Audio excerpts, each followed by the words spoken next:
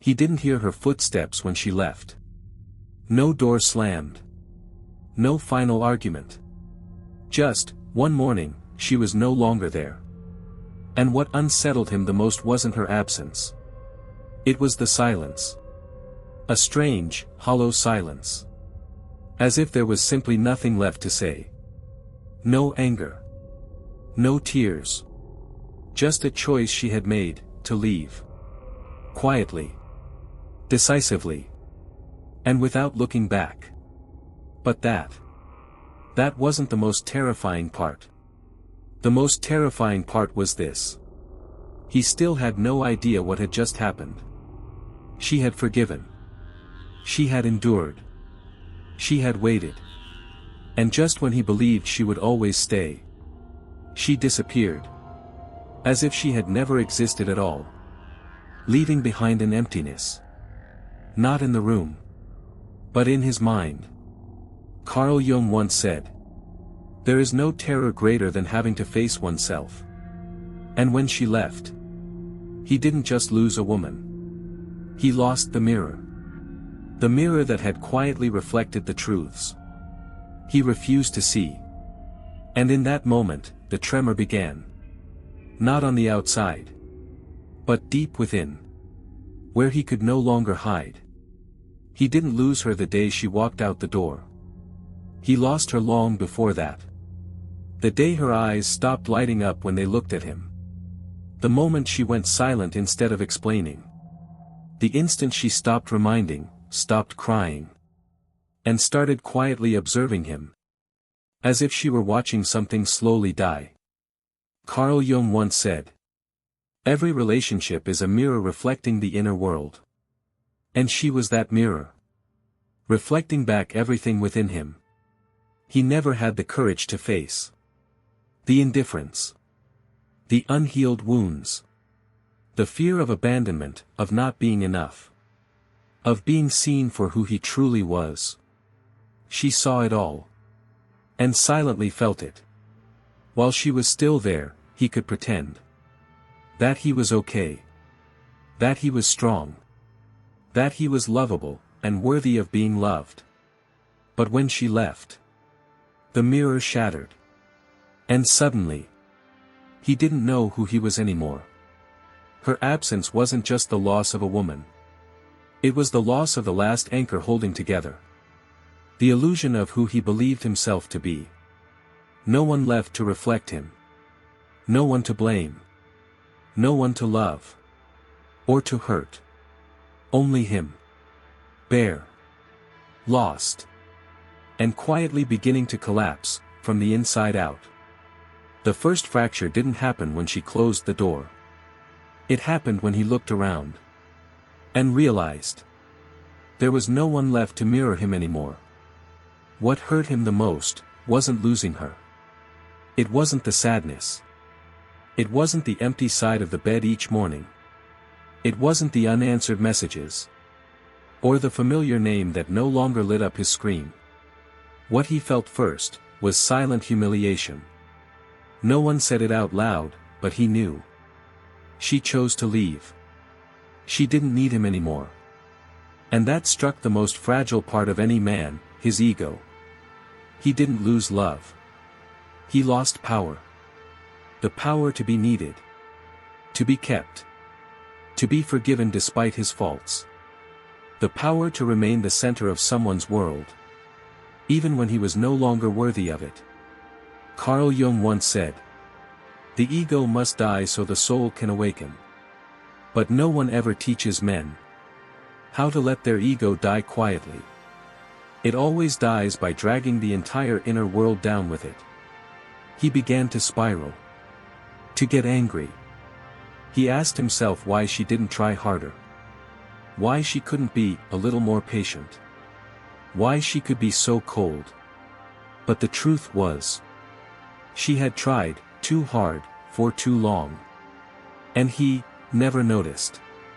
Now that she was gone, he wasn't just hurting because she left.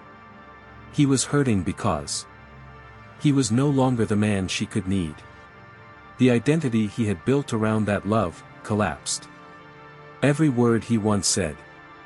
Every action he thought was normal. Now reflected back at him like shards of broken glass.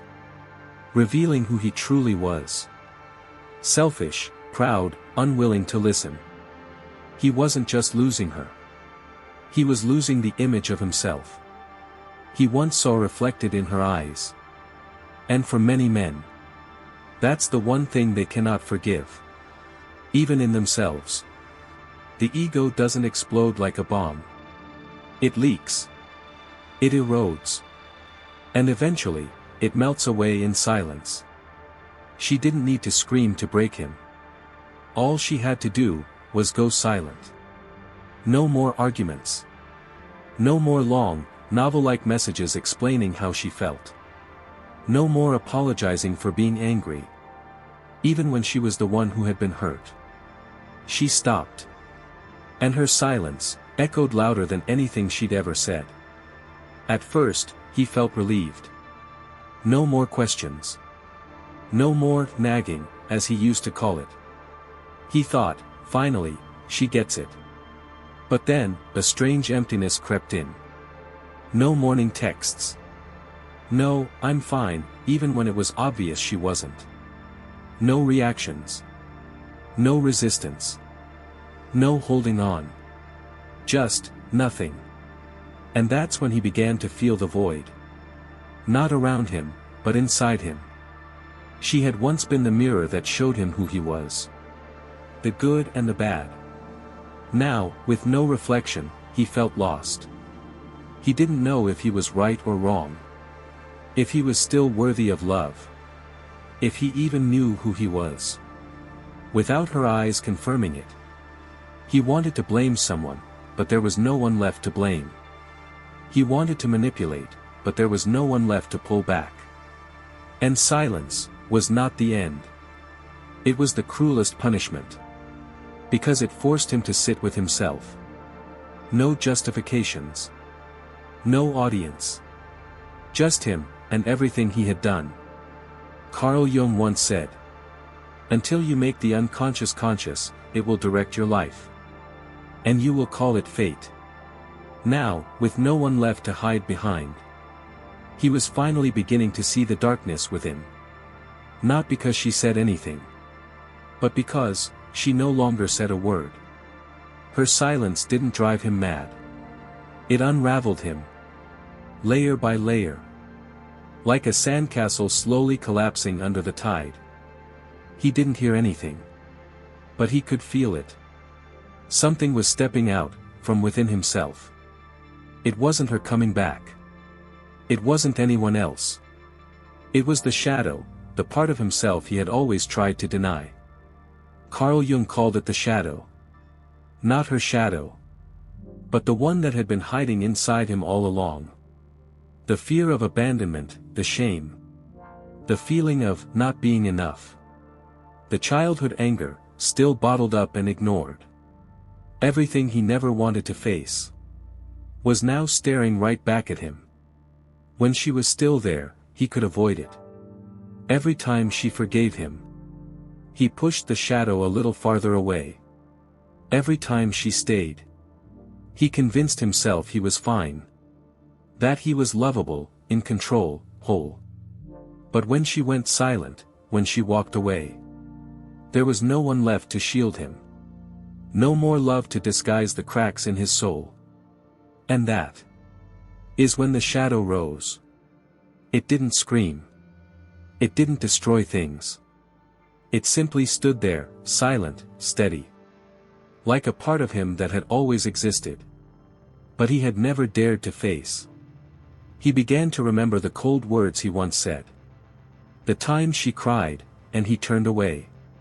The moments she was hurting, and he said nothing. Now he could see. He hadn't just hurt her. He had betrayed himself. Jung once said, "The more the shadow is denied, the stronger it becomes. And when it finally appears, no one suffers it but the man who created it. No one left to blame. No one left to forgive. Just one terrifying truth. He was the one who destroyed. The only thing that had ever truly loved him. Only now does he understand. She wasn't just a lover. She was the light. And when that light disappeared, the shadow had been waiting. Not to consume him, but to demand that he finally wake up. It wasn't the day she left. It wasn't the first night without her familiar presence. It was the morning after. Weeks, months, even years later. When life seemed to have returned to normal. When friends had stopped asking. When he thought he was fine. That's when regret finally began to speak. But it didn't scream. It didn't knock on the door. It just sat beside him. Like an old friend who'd never truly left. Quiet. Patient. Ruthless. A song playing in a coffee shop. A movie scene that echoed something they once watched together. An old street. A familiar scent. A dress that looked just like the one she used to wear. And suddenly, he remembers. Not because she was too special. But because, in that moment, he was finally facing himself. The coldness he once mistook for strength. The silence he once believed was stoicism. The way she looked at him, right before turning away. Regret isn't about losing her. It's about realizing he was once loved. Deeply, gently. And he didn't deserve it. Carl Jung once said, "One does not become enlightened by imagining figures of light, but by making the darkness conscious." And regret is part of that darkness. Not to torment, but to remind him that something real once existed. She didn't love him because he was perfect. She loved him because she believed he might one day face the parts of himself that weren't. Now, she's gone. Not to punish him, but to see if the pain would be enough to awaken a man. And when the room grows silent, when all the noise fades, that's when regret begins to whisper. Sometimes, the cruelest part wasn't that she left. It was that she left behind something unbreakable. A mirror. Not hung on a wall. Not one that reflected his face. But one that reflected his truth. At first, he refused to look. He was too busy blaming. She was too sensitive. Too controlling. Too demanding. She made everything feel exhausting. He told his friends he had tried. He said he once loved her. But she had too many issues. But time has a strange habit. It slowly wipes the mirror clean. Layer by layer, the dust of justification fades. And then, one day, long after no one mentions her anymore, he looks. And sees. Not the breakup. Not her. But himself. The one who tuned her out when he should have listened. The one who stayed silent when all she needed was an apology. The one who believed she'd always stay. Even when he no longer deserved her. Carl Jung once said, "Until you make the unconscious conscious, it will direct your life and you will call it fate." That mirror. It doesn't exist to punish. It exists to reveal. To liberate. Because no one truly changes until they see who they are. Without anyone left to love them. And in the mirror she left behind, he didn't see a villain. He saw someone who never learned how to love properly. A child in a man's body. Afraid, always running. She didn't leave to punish him. She left. To give him the only chance to change. To finally see himself. And there is nothing more brutal. And nothing more precious. Than a mirror. That reflects the truth. Not every pain leads to awakening. Some men would rather forget than face the truth. When she walked out of their lives, some didn't fall apart. They moved on. Fast. Neat. Dated someone new. Laughed. Went out. Seemed fine. And everyone watching thought, "He's over it." But the truth is, they didn't get over it. They avoided it. They replaced, but they never healed. And the most tragic part is, they didn't learn a thing. Like a loop. Love, neglect, heartbreak, love again. But never pausing to ask, why do I keep losing the ones who truly cared? Carl Jung once said, we do not become enlightened by imagining figures of light, but by making the darkness conscious. And the truth is, only a few men ever go back to the place that hurts the most. Where the ego collapses. Where regret can't be justified. Where they finally see, it wasn't that she was too sensitive. It was that they were never deep enough.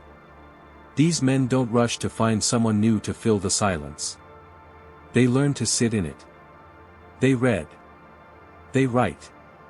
They revisit every small moment, not to punish themselves, but to understand.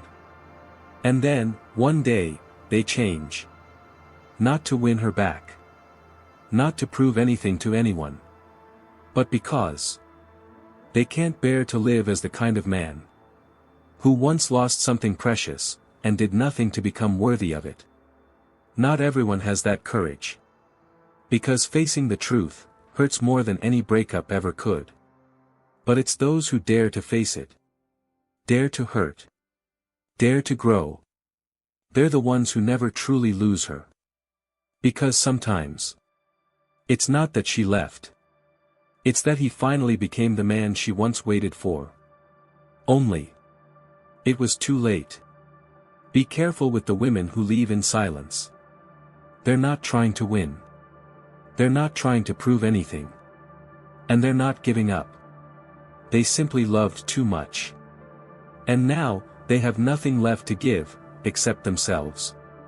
To outsiders, it's easy to misread them. She's cold. Selfish. Unfeeling. But no one saw the nights she cried alone. Then wiped her tears before he walked into the room. No one heard the conversations she had with herself, because he never truly listened. Her leaving wasn't rebellion. It was the quiet release of someone who had held on for far too long. She never wanted him to change for her. She wanted him to want to change, for himself. But that moment never came. And when she realized that love can't save someone who doesn't want to be saved, she understood. Staying was no longer love. It was blind self-sacrifice. Carl Jung once said, you will never become whole if you keep trading pieces of yourself to hold on to someone who never saw your worth. And so she chose to walk away. No blame. No need for apologies. No hope for a last-minute chase. Just peace. The peace she had sacrificed too many times. For a love that only ever flowed one way. And if one day he awakens, if one day he looks back and finally sees what he lost, then hopefully, he'll understand. She didn't leave to win. She left, because she loved. Deeply. And because in the end, she finally learned how to love herself. Carl Jung once said, you are not what happened to you. You are what you choose to become. If you've ever walked away, don't let anyone make you believe you were weak. You didn't fail. You loved, with everything you had. You stayed, even when your heart cracked again and again. You tried, until there was nothing left to try.